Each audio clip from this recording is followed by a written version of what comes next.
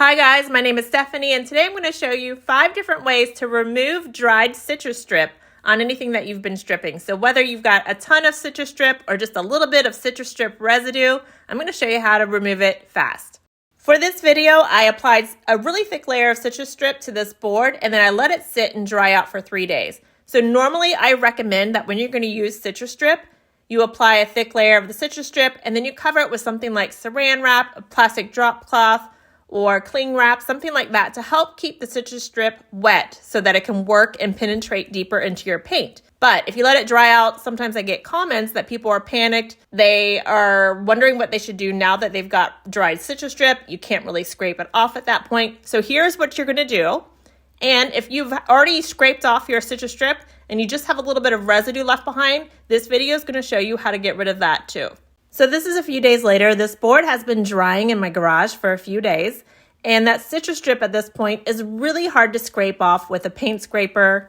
And as you can see, it's not really scraping off much of the paint underneath it either because they've both hardened back up at this point. To get the best result with citrus strip, you want to scrape off the paint and the citrus strip while the citrus strip is still really wet. Again, that's why I say that you should cover it with plastic wrap. But let's move on to what we can do now that we've got the dried out citrus strip. The first option is always my go-to, and that's just to add some more citrus strip on top of the dried out citrus strip and then let that sit. So you spread it around and let it sit for 15 minutes or so to let it get that everything underneath it wet again, and then you'll easily be able to scrape it off. I'm gonna let that sit for 15 minutes and show you how that works.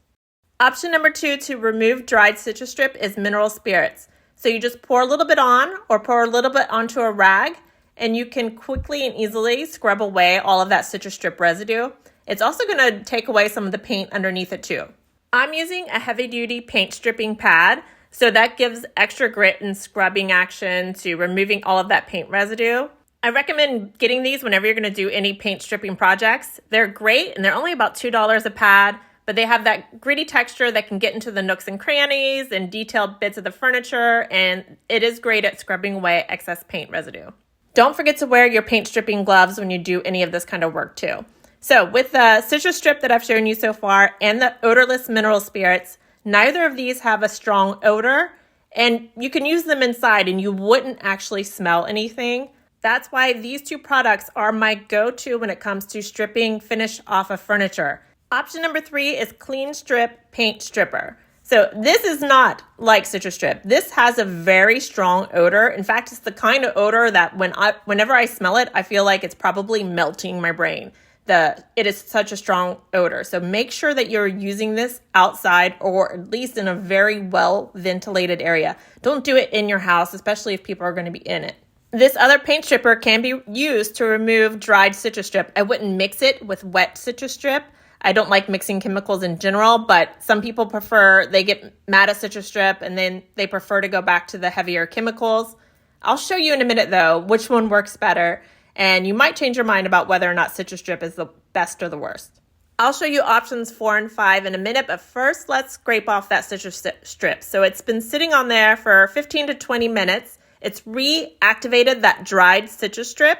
And now I can easily scrape off this dried citrus strip and the paint beneath it again. So after about 30 seconds of scraping, most of that residue and the paint has been removed. So now I grab my trusty mineral spirits and that heavy duty stripping or scrubbing pad, and I can get all of the rest of that paint residue off pretty easily and quickly. Again, there's no strong odors with these. That's why I prefer them. Now let's move back to the paint stripper side. So I'm scraping off this side after I let that paint stripper sit for about 20 minutes. I will say this side was a little bit harder to scrape off, but it also had gel stain on top of the stain on this side. I used this board for an experiment a few weeks ago.